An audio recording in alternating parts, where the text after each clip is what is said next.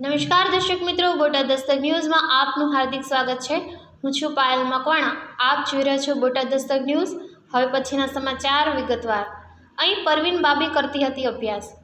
જર્જરિત કન્યા શાળા ગમે ત્યારે તૂટી જશે, પાલિકાનો બોર્ડ મારી સંતોષ।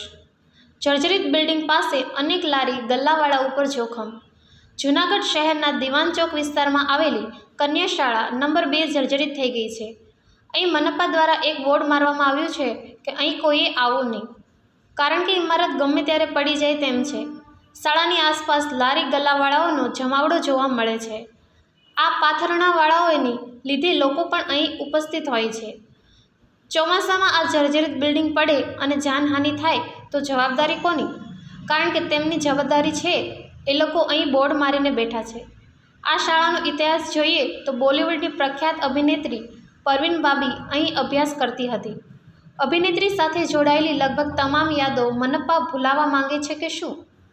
બીજા નાના શહેરોમાં કોઈ બોલિવૂડ સ્ટાર કે ક્રિકેટર જન્મ્યો હોય અને એમની યાદ હોય તો તેઓ સાચવીને રાખે છે, પરંતુ જૂનાગઢ મનપા પાસે આવો સમય હોતો નથી, કારણ કે અધિકારીઓ 24 કલાક વહીવટમાં જ વ્યસ્ત હોય છે।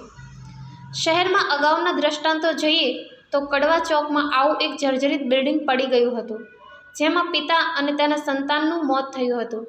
આ ઘટના બાદ મહિલાએ પતિ અને સંતાનના વિયોગમાં આપઘાત કરી લીધો હતો। આવી ઘટના બની હતી છતાં તંત્રએ તેમાંથી બોધપાઠ લીધો ન હતો। અત્યારે શહેરમાં આવી 24થી વધુ બિલ્ડિંગો જર્જરિત હાલતમાં છે। મનપાના અધિકારીઓ ક્યારે પણ કોઈ પણ જવાબદારી લેતા નથી। ઝાંઝરડા રોડ ઉપર બનેલા બનાવ બાદ પોલીસે મનપાના ઇજનેરને મુખ્ય આરોપી બનાવ્યો હતો।